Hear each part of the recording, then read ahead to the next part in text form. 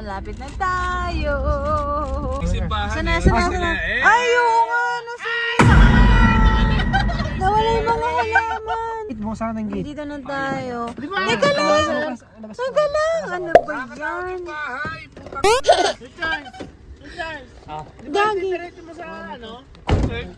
So, yan. Binubuksan na ni Charles. Gago, nakakatakot. Gagi, nahihina. Nahihina ako. Kanya-kanya ng dala. Nahihina ako. So, ayan. Nagbukas na sila ng ilaw. Ayan. Nakapark na si Charles. Sinarado na ni Nomar yung gate. Ayan. Yung may mga flashlight. Nahihina ako. Pasok na tayo sa loob. Andun na si Charles tsaka si Laling. So, medyo madilim, guys. Dito na tayo. Papasok na tayo.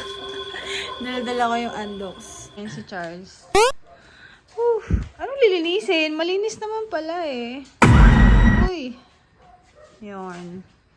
Ang kanilang ancestral house. Oh! Maliwanag na.